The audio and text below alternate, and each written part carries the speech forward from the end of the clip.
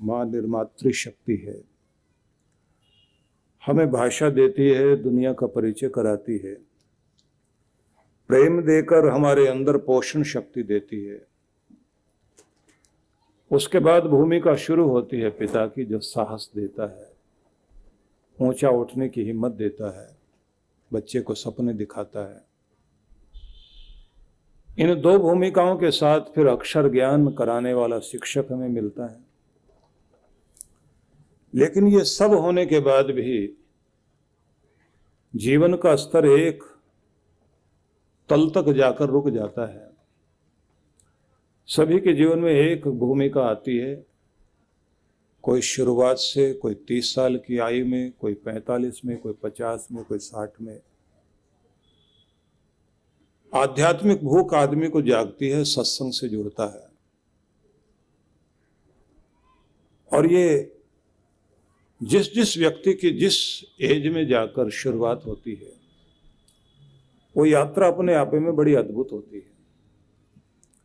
पहली यात्रा होती है कि आदमी जिज्ञासु बनता है, जानने का इच्छुक होता है, श्रोता बनता है, सुनता है, पढ़ता है, जानने की कोशिश करता है जीवन क्यों है, संसार क्या है, इन नदियों को प्रवाहित करने वाली कोई शक्ति है, हवाओं को जो बहाती है, हमारे हृदय को जो धड़काती है, इन आंखों में जिसने संसार को देखने की शक्ति दी, वो शक्ति कौन सी है। आंख को भी ज्योति दे, हृदय को धड़काए, हजारों लाखों करोड़ों मनुष्यों को जिसने बनाया, अलग अलग शक्ल दी, अलग किस्मत दी, अलग पहचान दी, वो क्या तत्व है जो इस दुनिया में हमें भेजता है और फिर वापस बुला लेता है। हम रहना चाहते हैं लेकिन उसके बाद भी हमें ताकत के साथ वापस बुलाता है, जो हमारे जीवन में भोलेपन में बहुत कुछ देता है और चालाकी में छीनता है। तो अनेक तरह की जिज्ञासाएं इंसान के अंदर जागती है। 6 तरह के रस हैं, षड रस, जिन रसों से भगवान ने सारे फल फूल बनाए हैं, जिनको इंसान खाता है, और उन्हीं 6 रसों से इतने तरह के स्वाद भगवान विकसित करता है। और फिर वो कौन सी कैंची से फूलों की कटिंग करता है, उनको इतने करीने से सजाता है। और इससे भी आश्चर्यजनक बात कि फूलों के अंदर रोज सुगंध डालता है, जबकि सुगंध का नियम ये है कि किसी शीशी में कोई सेंट, कोई इत्र रख दिया जाए और उसके ढक्कन खुल जाए तो थोड़ी देर के बाद वो सारा उड़कर चला जाता है। लेकिन फूलों में तो ढक्कन पूरा खुला ही हुआ है। गुलाब का ढक्कन खुला हुआ फिर भी खुशबू है, चंपा है, चमेली है, मोगरा है, लगातार सुगंध बहा रहे हैं। लेकिन जिन पौधों से वो सुगंधित फूल खिले हैं, उन पौधों की जड़ों में देखें तो जो खाद डाला गया वो तो दुर्गंध दे रहा है। मिट्टी के अंदर से खुशबू कौन पैदा कर रहा है, और फिर कपास के पौधे से कौन सूत को निकाल रहा है, कपास को पैदा कर रहा है, कौन है जो गन्ने में मिठास देता है। तो बहुत तरह की जिज्ञासाएं इंसान के अंदर जागती हैं। इतने सारे नियम में सारा संसार चलता है, ये नियमों को कौन बनाता है, किसके नियंत्रण में पूरी दुनिया है। ये जिज्ञासाएं जैसे मनुष्य के अंदर जागने लग जाती हैं, यहाँ से व्यक्ति का आध्यात्मिक क्षेत्र, उसका पथ शुरू होता है। उसके बाद फिर वो खोजने लगता है भाग्य के निर्माता को, सुख दुख देने वाले को, सबका नियामक जो है उसके बारे में कोई भी चर्चा करता है, उस चर्चा को सुनने की इच्छा रखता है। और इस चर्चा को सुनने के बाद थोड़े समय के बाद आदमी विद्यार्थी बन जाता है। विद्यार्थी बन जाता है तो फिर वो जहाँ से भी कुछ पढ़ने को मिलता है, सुनने को मिलता है, दिल और दिमाग दोनों लगाकर अपनी कॉपी में नोट करता है। उसके बाद फिर उसके श्रोता होने के बाद, विद्यार्थी बनने के बाद एक भूमिका शुरू होती है वो भूमिका बड़ी अद्भुत है। जब उसे लगता है कि इस जिंदगी को और बेहतरीन बनाने के लिए मुझे अध्यात्म से जुड़ना है, पूरे यूनिवर्स को जिसने अपने नियंत्रण में लिया हुआ है उस शक्ति के साथ अपने आप को जोड़ना है, तो फिर सुनने के बाद उसे कुछ नियमों के बारे में पता लगता है कि पूरी सृष्टि जो है नियम से चलती है। नियम का पालन जब आदमी करता है तो नियम निभाने वाला उसी को धार्मिक कहा जाता है, क्योंकि नियम जो है धर्म है। नियमों को जो पालन करता है वही आस्तिक है, जो नियम तोड़ता है वो नास्तिक इंसान कहलाता है। धर्म शरीर का पालन करे तो शरीर स्वस्थ रहेगा, गृहस्थ धर्म का पालन करे तो घर में प्रेम रहेगा। जीवन में जितने भी धर्म हैं, जो भी नियम हैं, जिनका पालन इंसान करता है उसकी जिंदगी सुकून से, शांति से, चैन से, प्रसन्नता से भरपूर होती है। तो फिर आदमी खुद की जिंदगी के कुछ नियम बनाता है और फिर नियम देने वाले को ढूंढता है। नियम देने वाले व्यक्ति को जब ढूंढता है तो पता लगता है कि जीवन का मार्गदर्शक जो लाइफ कोच है वो सदगुरु कहलाता है।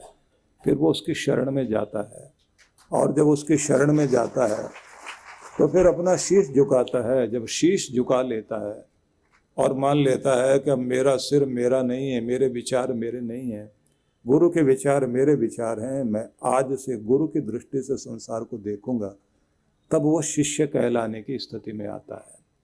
और फिर जब वो दीक्षित होता है, दीक्षित होने के बाद उसके जीवन के अंदर कुछ नियम आते हैं, कुछ अनुशासित होकर चलता है। अपने नियम के साथ वो अपने एक एक क्षण का उपयोग करता है, अपने जीवन में शांति लाने की चेष्टा करता है। फिर वो ये मानता है कि मैं प्रेम का मसीहा हूँ जो इस धरती पर प्रेम फैलाने के लिए आया हूँ, मैं शांति दूत हूँ। इस दुनिया में अशांति पैदा करने का काम मेरा नहीं है, अशांत लोगों के अंदर भी शांति भरना मेरा काम है। मेरी कोशिश होनी चाहिए कि जो भी पिछड़ गए मैं उनको आगे लाऊं, जिनकी आंख में आंसू हैं उनको मैं मुस्कान दूं। फिर उसे ऐसा लगता है कि जैसे मेरे अंदर एक बड़प्पन आया है, जो छोटे पीछे रह गए लोग हैं उनको सहारा देना मेरा काम है। और उसे लगता है कि मुझे सहारा देने वाला मेरा सतगुरु, और सतगुरु को भी जहाँ से रोशनी आ रही है वो मेरा परमात्मा। मैं गुरु के माध्यम से अपने भगवान से जुड़ रहा हूँ और यहीं से एक भूमिका शुरू होती है भक्त की। जब भक्त बन जाता है व्यक्ति, तब वो अभी तक जो विभक्त बना हुआ था, बटा हुआ था, आज से वो बटा हुआ नहीं रहता। उसकी सारी शक्तियाँ एक जगह केंद्रित हो जाती हैं और तब जीवन में कुछ एक खास चीज़ शुरू होती है। वो चीज़ जो शुरू होती है उसे अगर आप समझने की कोशिश करें तो जब योग्य गुरु और योग्य शिष्य का मेल होता है और शिष्य की श्रद्धा गहरी हो और गुरु का निर्देशन लगातार वो पालन करे, तब इतिहास में घटनाएं घटती हैं। तब दिखाई देता है कि एक गुरु के दर पर खड़ा हुआ है एक युवक, नरेंद्र नाम है, और गुरु की सन्निधि में कुछ समय के बाद हम देखते हैं कि वही विवेकानंद बनकर संसार में प्रसिद्ध होता है। गुरु कृपा उसके जीवन में आ जाती है।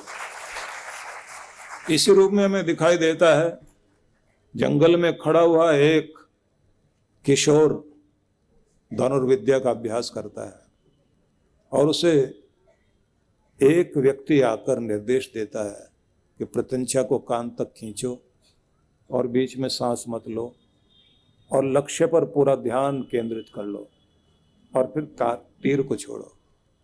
बच्चा जैसे तीर छोड़ता है उसका तीर निशाने पर लगता है। बच्चा मुड़कर कहता है कि आप कौन हैं? बोले मैं लक्ष्य पाना सिखाता हूँ। परिचय क्या है? बोले मैं वही हूँ जो इंसान को उसका परिचय दिया करता है। हर आदमी भटका हुआ होता है, हर आदमी अपनी पहचान खो बैठा होता है, मैं पहचान देने वाला व्यक्ति हूँ। बच्चा कहता है इसका मतलब आप मेरे सदगुरु हैं। चाणक्य कहता हाँ बेटा मैं तुम्हारा सदगुरु हूँ। और वो युवक था चंद्रगुप्त। और उसके बाद हम देखते हैं चंद्रगुप्त एक समय आया, चाणक्य से पढ़ने के बाद, प्रशिक्षण लेने के बाद भारत का सम्राट बना। 24 साल उसने भारत पर राज्य किया। हिंदू कुश पर्वत से लेकर बंगाल की खाड़ी तक एक बड़े भूभाग को, अखंडित भारत को बनाकर भारत का गौरव बढ़ाया। एक योग्य गुरु, एक योग्य शिष्य का मिलना पूरे इतिहास को बदल गया। इसलिए आपको ये कहना चाहता हूं कि पूरे जीवन को अगर हम ऊंचाई पर ले जाना चाहते हैं तो हमें हमारा निर्देशक चाहिए जो हमारे अंदर की संभाव्य शक्ति को जागृत करता है। संभाव्य शक्ति वही है जिसके बारे में हमें कल्पना नहीं होती। हमें कल्पना होती है मैं इतना ही कर सकता हूँ, इतना ही जा सकता हूँ, इतना ही पढ़ सकता हूँ, इतनी ही जिम्मेदारी निभा सकता हूँ। हम लोग अपने आप को, अपनी संभावनाओं को एक छोटे से दायरे में कैद करके रखते हैं। लेकिन जो हमारी संभावनाओं को इतना विस्तार दे दे कि जिसकी हम कल्पना भी नहीं करें, जो सोच न सके आदमी केवल नौकरी मांगने के लिए आया और विवेकानंद बन जाए। एक आदमी केवल तीर का अभ्यास करते करते और गुरु ने उसके अंदर वो चमत्कार भर दिया, वो सम्राट बन गया।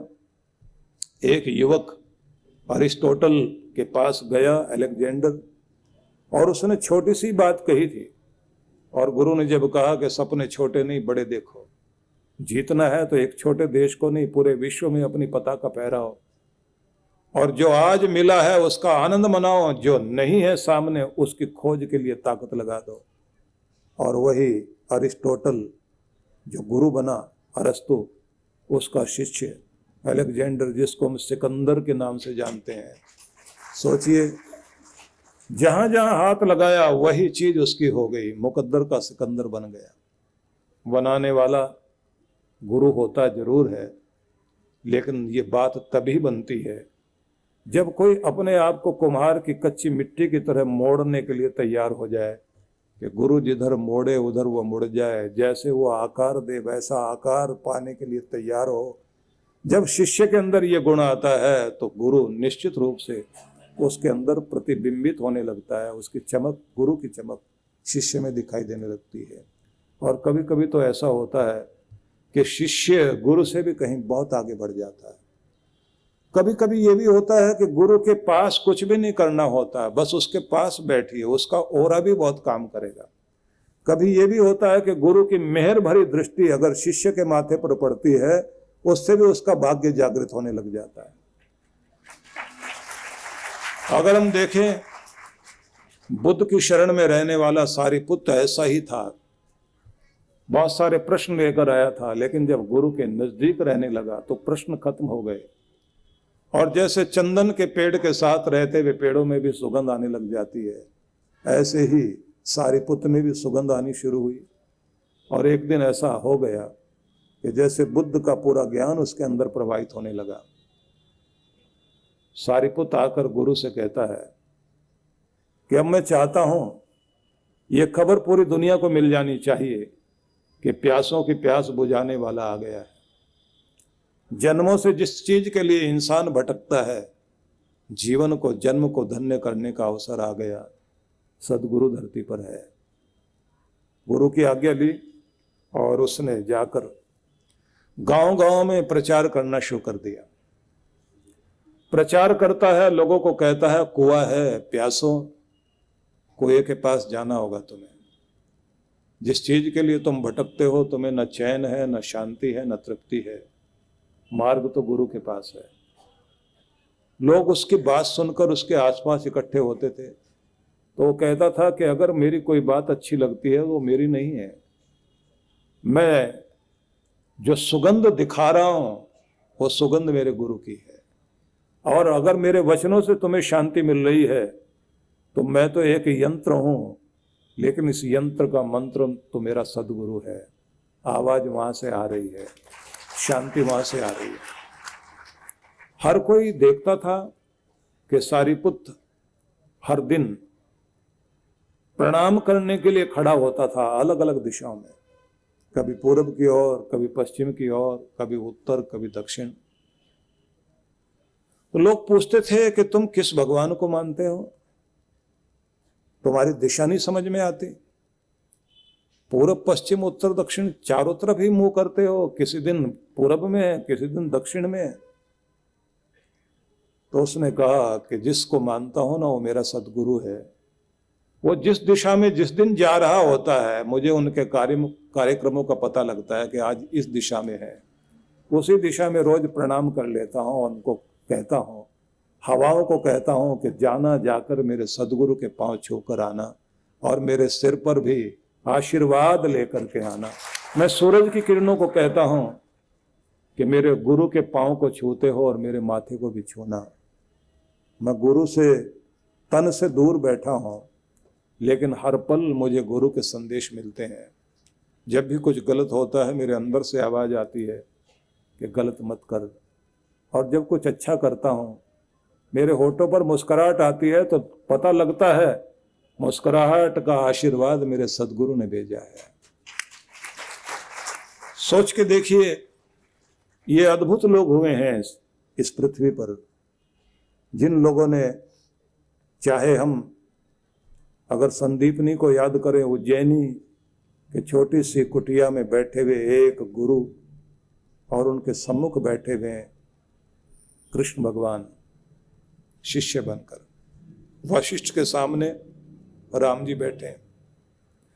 क्योंकि अवतारी पुरुष को भी अपने अंतर की शक्ति को जागृत करने के लिए बहाना चाहिए होता है। कोई तो आए जो उसके अंदर के द्वार को खोलकर उसके अंदर की भगवत्ता को जागृत कर दे। इसलिए निवेदन करना चाहता हूं, प्रत्येक व्यक्ति को यह चेष्टा करनी चाहिए कि हमें हमारा निर्देशक मिले, हमें हमारा लाइफ कोच मिले, हमें मार्गदर्शक मिले, और हम, क्योंकि हमारे अंदर आगे बढ़ने की शक्ति, उसकी अग्नि धीरे धीरे बुझने लगती है। जोश में आते जरूर हैं, हमारे नियम चल नहीं पाते, हमारे अंदर तरंग उठती है अच्छाइयों की, लेकिन थोड़े समय के बाद उसमें धूल पड़ने लग जाती है, हमारा मन फिर मलिन हो जाता है।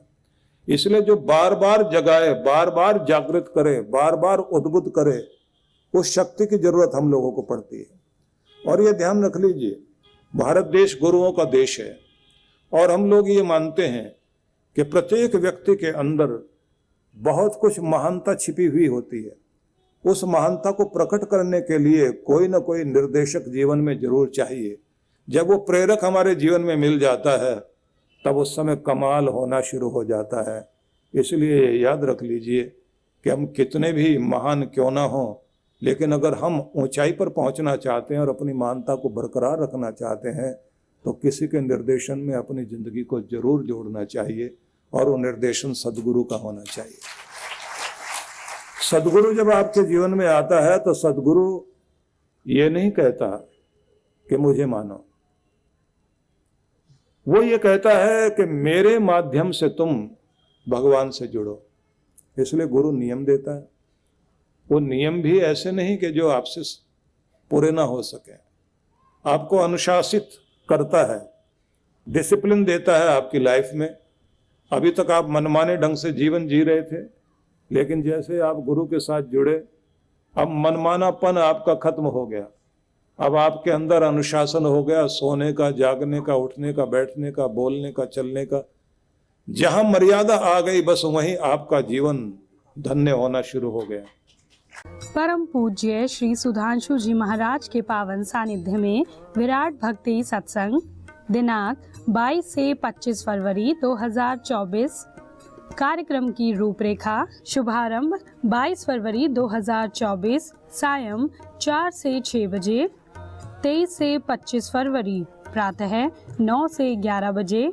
23 से 25 फरवरी सायं 4 से 6 बजे।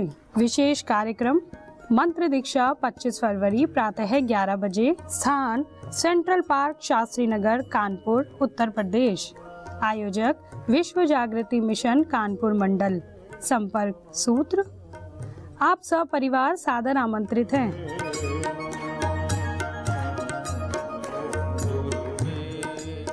परम पूज्य सद्गुरुदेव श्री सुधांशु जी महाराज एवं डॉक्टर अर्चिका दीदी जी के पावन सानिध्य में शिव मंगल महोत्सव 8 से 10 मार्च 2024 दिल्ली स्थित आनंदधाम आश्रम में होने जा रहा है। महाशिवरात्रि पर भव्य एवं विशाल कार्यक्रम।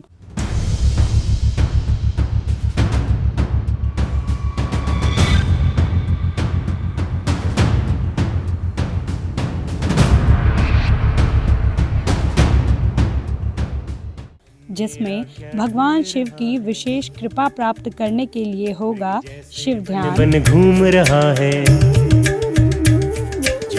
पार्थिव शिवलिंगों के साथ रुद्राभिषेक,